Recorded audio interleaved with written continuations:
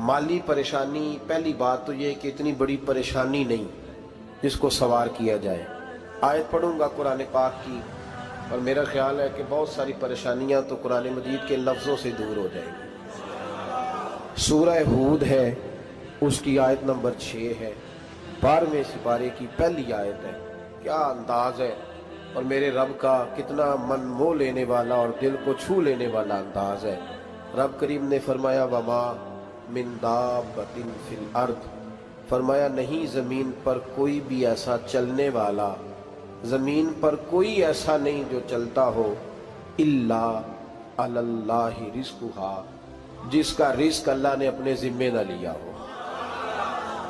ज़मीन पे कोई चलने वाला ऐसा नहीं जिसके रिस्क की जिम्मेदारी रब करीम की ना हो। ये जिम्मेदारी रिस्क किसकी है? बोल के बताएं, बोल के किसकी जिम्मेदारी है जी?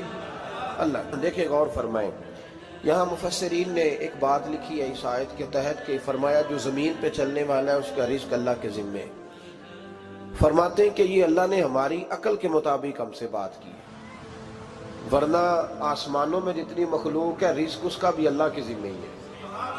यहाँ जो फिल अर्द के लफ्ज़ है ज़मीन पे, वो हमें समझाने के लिए कि तुमने तो सिर्फ ये दुनिया देखी है ना, तो जिसको तुमने देखा है वो सब खाते अल्लाह का दिया हुआ ही है।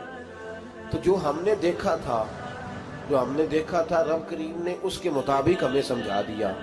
फरमाया कुछ तो तुमने देखे ही नहीं, चलो उनकी तुमसे बात नहीं करते, पर जो तुमने देखे हैं उन सब का रिस्क किसके जिम्मे है?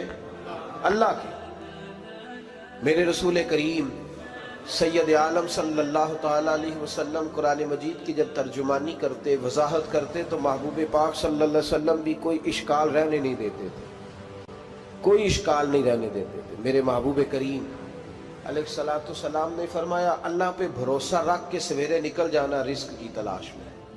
किस पे भरोसा रखना है? निकलना तुम्हारे जिम्मे है। ये ना कहना कि घर बैठूंगा तो यही आएगा, निकलना तुम्हारी जिम्मेदारी है। जितनी जिम्मेदारी है वो पूरी करना। अल्लाह पे भरोसा करके निकल जाना तुम्हारी जिम्मेदारी है। रब का जिम्मा है तुम्हें रिस्क देना, वो जरूर तुम्हें रिस्क पहुंचाएगा। या रसूल अल्लाह सल्लल्लाहु अलैहि वसल्लम किस तरह पहुंचेगा? तो जरा हुजूर के लफ्जों का हुस्न भी देखिए। नबी पाक सल्लल्लाहु अलैहि वसल्लम ने फरमाया जिस तरह मौत तुम्हें ढूंढ लेती है ना कि तुम कहाँ मौजूद हो, जब वक्त आता है तो इंसान पाकिस्तान में हो तब भी आ जाता है, जद्दा में हो तब भी आ जाता है, मक्का में हो या मदीना तैयबा में वक्त फिर भी आ जाता है। फरमाया जिस तरह मौत तुम जहां भी हो तुम तक पहुंच जाती है ना, इस तरह तुम्हारा रिस्क भी तुम जहां मौजूद होते हो अल्लाह वहां पहुंचा देता है, पहुंचा देता है। तो या रसूल अल्लाह सल्लल्लाहु अलैहि वसल्लम किस अंदाज में? तो फरमाया निकल जाना तुम्हारी जिम्मेदारी है। फरमाया सवेरे परिंदे भी निकल जाते हैं और शाम को जब लौटते हैं तो अल्लाह उन्हें पेट भर के रोजी अता फरमाता है। हालांकि उनको नहीं पता होता हमारा कारखाना कहाँ है, हमने कहाँ जाके मजदूरी करनी है। उनको नहीं पता होता कि हमारा दफ्तर कहाँ है, हमने किस ऑफिस में बैठना है। उनको नहीं पता होता कि हमने कहाँ जाके माल खरीदना है और कहाँ से हमने फिर उसको दोबारा बेचना है। उन्हें खबर नहीं होती। अल्लाह पे भरोसा करके निकल जाते हैं। निकलना तो तेरे जिम्मे है कि नहीं? फरमाया वो तू ड्यूटी कर, शाम को अल्लाह जो रब परिंदों को रोजी देता है वो तुझे भी अता फरमाएगा। मैं कहता हूँ सोच कितनी कमजोर है उस आदमी की जो कहता है कैसे मिलेगा। कितनी कमजोर सोच है। जो रब बैल को रोजी देता है, बकरी को रोजी देता है, इस जमीन इस धरती पे अगर बसने वाला ऊंट भूखा नहीं सोता, चले ये तो पालतू जानवर होते हैं, इस धरती पर बसने वाली अगर बिल्ली और कुत्ता रोटी खा के सोते हैं तो तू तो अशरफुल मखलूकात है।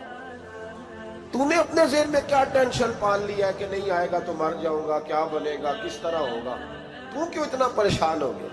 भाई माली परेशानी सबसे ज्यादा उस बंदे ने ओढ़ ली है जिसकी तवक्कुल की बात कमजोर हो गई है। तू सीधी तवज्जो अपने रब करीम की जानिब रख, सीधी तवज्जो अल्लाह की जानिब कर। रब फरमाते हैं जिम्मा तेरा नहीं, जिम्मा मेरा। लेकिन ना तनख्वाह एक आती है घर में। जब एक बच्चा होता है तो तब भी काम चलता है, जब अल्लाह 2 बच्चे दे दे फिर भी उस तनख्वाह से काम चलता है, जब 3 हो जाए फिर भी चलता है, जब 4 हो जाए।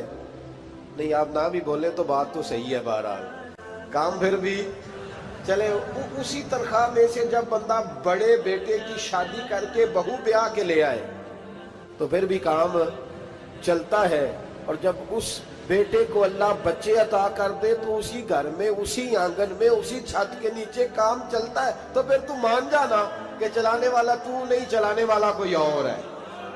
پھر تو مان جا کے چلانے والا کوئی تو اس وقت جب تنخواہ تیری لگی تھی تو کہتا تھا ابا ابھی میری شادی نہ کر، میں بیوی کو کیسے کھلاؤں گا؟ تو وہی شخص ہے جس کی چھت کے نیچے پھر 1.5 درجن پوتے بھی پل رہے ہیں اور گزارا ان کا بھی ہو رہا ہے۔ تو رزق کا ذمہ کس کا ہے؟ اللہ کا، اللہ کا ذمہ۔ اب ہمیں پتہ ہے پہلی بات تو پریشانی اس لیے اتار دینی چاہیے کہ ذمہ ہمارا ہے ہی نہیں۔ اب دوسری بات یہ کہ ذمہ داری کس کی ہے؟ اللہ حکیم بھی ہے اور علیم بھی ہے، حکیم بھی ہے اور جانتا بھی ہے اور اسے پتہ بھی ہے کہ دینا کس طرح ہے۔ اب ہم پتہ کیا کہتے ہیں؟ کہتے ہیں وہ جو بندہ پجاروں میں بیٹھا ہے وہاں اسے نہیں بیٹھنا چاہیے تھا، اور میرا حق تھا۔ تجھے زیادہ پتہ ہے کہ اللہ کو؟ بول کے بتانا کس کو پتہ زیادہ ہے؟ کیوں جی؟ تو آپ اصل ٹینشن پتہ کب لگتی ہے؟ جب بندے کہتے ہیں نہیں وہ پجاروں میری تھی، میرا حق تھا۔ وہ جب گزرتی ہے نا پاس سے مہران کے تو مہران والا ٹینشن بڑی لیتا ہے، حالانکہ اللہ کو زیادہ پتہ ہے کہ وہ حق۔ ایک بات اپنے ذہن میں یاد رکھ لیں، رٹ لیں کہ جو میرے لیے بہتر تھا میرے رب نے مجھے دے دیا، اور بات ختم ہو گئی۔ بس وصل اچھا ہے نہ فراق اچھا ہے، یار جس حال میں رکھے وہی حال اچھا ہے۔ بس جو میرے حق میں بہتر تھا میرے رب نے مجھے، مسئلہ یہ ہے کہ تو اس پہ راضی ہونے کو تیار نہیں۔ حضرت علی کرم اللہ تعالیٰ وجہ الکریم نے میرے نبی پاک کی ایک حدیث بیان کی ہے، اور جناب علی جب یہ حدیث بیان کیا کرتے تھے تو حضرت مجاہد فرماتے ہیں یوں لگتا تھا کہ جیسے حضرت علی ہمیں ہر پریشانی سے نکال رہے ہیں۔ مولا علی شیر خدا رضی اللہ تعالیٰ عنہ فرماتے ہیں کہ مجھے میرے نبی پاک صلی اللہ علیہ وسلم نے ایک طریقہ دیا تھا ٹینشن فری ہونے کا۔ آپ فرماتے ہیں مجھے تو بڑا راس آیا ہے، تم بھی اگر کر لو گے تو تمہیں بھی فائدہ دے گا۔ کہا وہ کیا؟ حضرت علی کہنے لگے محبوب علیہ السلام نے فرمایا تھا لوگوں تم اللہ کے دیے ہوئے تھوڑے رزق پہ راضی ہو جاؤ، وہ تمہاری تھوڑی عبادت سے تم سے راضی ہو جایا کرو گا۔ بس تم 2 نفل بھی پڑھو گے تو اللہ راضی ہو جائے گا، تم 1 رکوع بھی سویرے اٹھ کے پڑھو گے تو وہ راضی ہو جائے گا، وہ تمہارے 313 درود شریف سے راضی ہو جائے گا، تم اس کے دیے ہوئے تھوڑے رزق سے راضی ہو جاؤ۔ ٹینشن اس لیے ہوتی ہے کہ ہم راضی نہیں جو اس نے ہمیں دیا ہے۔ وہ حل میں مزید کی جو دوڑ ہے نا، حل میں مزید کی، بے قدرہ کچھ قدر نہ جاتی، کیتی خوب تسلی ہو، دنیا دار پجاری زردے، کتیاں دے گل ٹلی ہو، بک بک روشن اکھیاں تکیو ویک حویلی کلی ہو، تے کوچ نصیر اساں جد کیتی پہ جانی تھر تھلی ہو۔ تو یاد رکھیں یہ جو ہے نا مصیبت کے مال آ کیوں نہیں رہا، وہ سامنے والا پلاٹ میرے گھر کے سامنے ہے گھر کے سامنے، پر رجسٹری میرے نام کیوں نہیں؟ یہ مصیبت سانس نہیں لینے دیتی۔ موٹر سائیکل کھڑی کرتا ہے نا جب آ کے دکان سے روٹی کھانے آتا ہے، دفتر سے گھر آتا ہے، کاروبار سے آتا ہے، تو جہاں موٹر سائیکل کھڑی کرتا ہے وہ ٹینشن بڑی ہے کہ کبھی میری ہو جائے نا یہ والی جگہ تو میں یہاں بھی بورڈ لگاؤں اپنے نام۔ اس نے مالی پریشانی پیدا کی۔ تو جس حال میں ہے، کیونکہ تو نے اپنا یہ حال خود نہیں بنایا، جس نے بنایا ہے وہ بڑا بہتر جانتا تھا کہ تو اسی حال میں اسے اچھا لگتا ہے۔ تو اسے اسی حال میں، ایک بزرگ تھے تو ان کی طبیعت بڑی علیل ہو گئی، بیمار ہو گئے، تو اللہ نے آزمائش دی تو کیڑے پڑ گئے وجود میں۔ ایک کیڑا یہاں سے کھا رہا تھا، اللہ والے بڑے راضی رہتے ہیں اس کی رضا پہ، تو کیڑا یہاں کھا رہا تھا تو نیچے گر گیا، تو بابا جی نے اٹھا کے پھر وہاں رکھ لیا، کہنے لگے جب اس نے تیری ڈیوٹی مجھے کھانے کی لگائی ہے تو میں اس بات پہ راضی ہوں تو نیچے کیوں گرتا ہے؟ بس ٹھیک ہے کھا، جب اس نے تجھے ڈیوٹی جو تیری لگائی ہے۔ سالبہ بن عبد الرحمن ایک صحابی تھے، سالبہ غالباً نبی پاک صلی اللہ علیہ وسلم کی خدمت میں آئے، کہنے لگے یا رسول اللہ صلی اللہ علیہ وسلم غربت بڑی ہے، میرے لیے دعا کریں اللہ زیادہ مال دے۔ تو محبوب صلی اللہ علیہ وسلم نے فرمایا تو جس حال میں اچھا ہے وہ تیرے لیے بہتر ہے، اس میں تو ہے وہی حال تیرے لیے۔ مشکل ہے نا یہ جواب سننا، کہتے پیر صاحب فلان جگہ سے تویز آیا وہاں تو وارے نے آرے ہو گئے، تو آپ کے ہاں، تو میں کہتا ہوں یہ تویز دینے والا اگر تویز دے کے امیر بناتا ہے تو پہلے خود کیوں نہیں بنتا؟ یہ خود تو 150 کا تویز بیچ رہا ہے، اپنی بیچارے کی حالت یہ ہے۔ اگر اتنا ہی تویز اس کا چلتا ہوتا تو پہلے 5 ٹیوب پجارو اس کے دروازے پہ کھڑی ہو۔ عجیب چکر ہے اور عجیب جگہ لوگ الجھ گئے، سمجھتے ہی نہیں بات کو۔ یا رسول اللہ صلی اللہ علیہ وسلم دعا کر دے تو محبوب نے کیا فرمایا؟ فرمایا تو جس حال میں ہے نا وہ حال تیرے لیے بہتر ہے، اسی میں رہ۔ کہ نہیں حضور دعا کرے۔ فرمایا سال بعد تو باز آ جا۔ حضور دعا کرے۔ فرمایا تو باز آ جا۔ 2-3 دفعہ کا ضد کی، محبوب نے فرمایا جا پھر اللہ تجھے زیادہ پیسے دے گا۔ چند بکریاں خریدی، اتنی برکت ہوئی کہ بکریوں کے ریوڑ بن گئے۔ پھر کچھ بکریاں بیچ کے گائے خرید لی، ان کے بھی ریوڑ ہو۔ پھر کچھ اونٹ اونٹنیاں لے لی، ریوڑ ہی ریوڑ۔ پہلے 5 وقت مسجد میں آتے تھے، اب فجر اور عشاء رہ گئی۔ پھر مال زیادہ ہوا تو مدینے شہر میں کوئی جگہ ہی نہیں، مدینے سے باہر حویلی خریدی، پھر جمعہ ہی رہ گیا۔ جمعے کے جمعے آتے، زکوٰۃ کا حکم آیا۔ میرے نبی کریم علیہ السلام نے حضرت ابو ہریرہ کو بھیجا، فرمایا جا اسے کہہ تیری زکوٰۃ بنتی ہے 2.5%۔ 10 کروڑ روپیہ ہو تو کتنی زکوٰۃ بنتی؟ بھئی 1 کروڑ کی 2.5 لاکھ ہوئی نا، تو 10 کروڑ کی کتنی ہوئی؟ تو بڑی مصیبت ہے جب بینک سے میسج آتا ہے نا کہ 25 لاکھ نکل گیا تیرے اکاؤنٹ سے، بہت بڑی مصیبت، بڑی ٹینشن ہوتی ہے۔ ایک صاحب میرے پاس آئے، ان کی زمین اچانک مہنگی ہو گئی، اچانک پہلے کچھ 15-16 لاکھ کی ایکڑ زمین تھی، پھر وہ کروڑ کی ہو گئی۔ تو میرے پاس آئے، کہنے لگے وہ 10 کروڑ روپے بنتے ہیں تو زکوٰۃ، تو میں نے کہا آپ نے کیا کیا؟ ذری زمین پہ عشر آتا ہے، اس پہ زکوٰۃ نہیں آتی، تو آپ نے کیا کیا؟ کہنے لگے وہ کچھ سوسائٹی کے رول کے مطابق میں نے فائلیں وغیرہ لے لی ہیں، اب میں نا کبھی موقع آئے گا تو ان کو بیچوں گا۔ تو میں نے کہا اب تو آپ کا یہ مال ہو گیا بزنس کا، تو اب تو اس پہ زکوٰۃ آئے گی۔ 10 کروڑ پہ جب 25 لاکھ سنا تو کہنے لگے فوراً دینی پڑتی ہے کہ تھوڑی تھوڑی سے بھی کام چل جاتا ہے؟ تو میں ان کا چہرہ دیکھنے لگا، میں نے کہا نہیں وہ تو آپ کو پتہ ہے، ویسے حضرت عمر فرمایا کرتے تھے بانٹ کے نہ دو، کوشش کرو کسی ایک کوئی دو، چلو کسی کا تو کچھ بن جائے، تو ایک کوئی دینی چاہیے۔ کہنے لگے تو مطلب یہ ایسا ہی حکم ہے؟ میں نے کہا آپ کسی اور سے تحقیق کر لیں۔ اب یہ بھائی لیتے وقت نہیں تجھے ٹینشن ہوئی کہ 15 لاکھ کا کروڑ ہو گیا، تو اس وقت نہیں تو نے کہا کہ یا اللہ، تو یہ کیسی سوچ ہے مسلمان؟ کس طرح کا اس کا؟ ہمارے ہاں جب کسی آدمی پہ حالات خراب ہوتے ہیں نا تو سب سے پہلے وہ اس طرح کرتا ہے کہ جو میں کہیں اللہ کے رستے میں دیتا ہوں پہلے اسے بند کروں۔ جس رستے تجھے آ رہا تھا پہلے تو نے وہ رستہ بلاک کیا۔ حضرت اسماء بنت ابی بکر صدیق کہتی ہیں میں حضور کو مسجد کے لیے، ادارے کے لیے، صحابہ صفا کے لیے کچھ دے رہی تھی، تو میں نے گننا شروع کیا تو حضور مسکرانے لگے۔ حضور مسکراتے کیوں ہیں؟ تو فرمانے لگی، محبوب فرمانے لگے اسماء اللہ کے رستے میں گن گن کے نہ دیا کر، ورنہ وہ بھی تجھے گن گن کے دے گا، تو اس کے رستے میں بے حساب دے وہ بھی تجھے بے حساب ہی عطا فرمائے گا۔ لیکن پہلے یہ والا پہلے دروازہ بند کرو، یہاں سے پیسے ختم ہو رہے ہیں، تو اس طرح کرنا بھائی۔ اس دفعہ سوٹ ذرا گرمیوں والے نہ خرید، لیکن جو تو اللہ کے رستے میں دے رہا ہے اسے دیتا رہے۔ لیکن ہم اپنا نقصان کرتے ہیں، زیادتی کرتے ہیں اپنے ساتھ۔ میں نے آپ کو پہلے بھی بتایا تھا پیار کی بولی ہے، پھر بولتا ہوں۔ ایک بڑے بڑے پیار والے دوست ہیں، ایک دفعہ مجھے کہنے لگے کہ آپ کئی دفعہ اعلان کرتے ہیں تو مجھے اچھا نہیں لگتا، اور آپ ادارہ بھی بہت زیادہ بننے والا ہے، بڑی چیزیں میں دیکھتا ہوں جو ہوں تو بڑا نظام اچھا ہو جائے، آپ دعا کریں اللہ مجھے پیسے دے تو میں بڑے سارے خرچ کروں گا اس کے رستے میں۔ تو میں نے کہا یا اللہ اسے 10 کروڑ دے، یہ 9.5 کروڑ تیرے رستے میں دے دے گا۔ تو چپ کر گیا، جس طرح آپ نہیں کر گئے سارے، چپ کر گیا وہ بھی۔ اس نے کہا جی نہیں جی انشاءاللہ کریں گے۔ تو میں کیا پلیا جی دعا پہ ہوں دیا، ابھی تو وہ آئیں گے تو تب دیکھی جائے گی، تو یہیں اڑ گیا ہے۔ یعنی 9.5 کروڑ اللہ کے رستے میں خرچ کرنے کی دعا پہ بھی آمین کوئی نہیں کہتا کہ چلو آمین ہی کہہ دیں۔ تو میں کہا تینوں تے 50 لاکھ بچتا سی پیا، لیکن تو اس سودے پہ تیار ہے۔ جب یہ سوچ ہوتی ہے، یہ غلط سوچ ہے، یہ بات تو اگر تے مسکرانے والی، لیکن یہ سوچ صحیح نہیں۔ حضرت عثمان غنی رضی اللہ تعالیٰ عنہ کہتے ہیں جس وقت نبی پاک صلی اللہ علیہ وسلم نے اعلان کیا نا جنگ کے موقع پر کہ 800 سپاہیوں کا خرچہ چاہیے، کہتے ہیں میرے پاس 600 کا تھا۔ یہاں ایک روایت میں حضور نے 1000 کا اعلان کیا تو میرے پاس 800 کا تھا۔ جب 2-3 دفعہ نبی پاک نے اعلان کیا تو کہتے ہیں میں نے کھڑے ہو کے کہا یا رسول اللہ پورا 800 کی طرف سے۔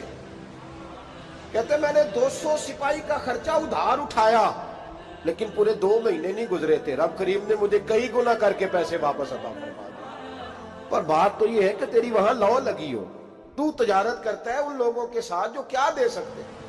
تو سالبہ کے پاس حضور نے پیغام بھیجا، پہلے تو کہا تیرے لیے بہتر نہیں مال، جب اصرار کیا تو بڑی برکت ہو گئی، بڑا آیا تو فرمایا زکوٰۃ دے، 2.5 زکوٰۃ ہے۔ اب جب سوچا کہ 5 اونٹوں پہ ایک بکری جائے گی اور بڑا سارا مجھے دینا پڑے گا، اب جب غور کیا تو یہ تو نہ کہا کہ میں نہیں دیتا۔ حضرت ابو ہریرہ سے کہنے لگے نبی کریم علیہ السلام کی خدمت میں عرض کرنا کہ میں خود آؤں گا۔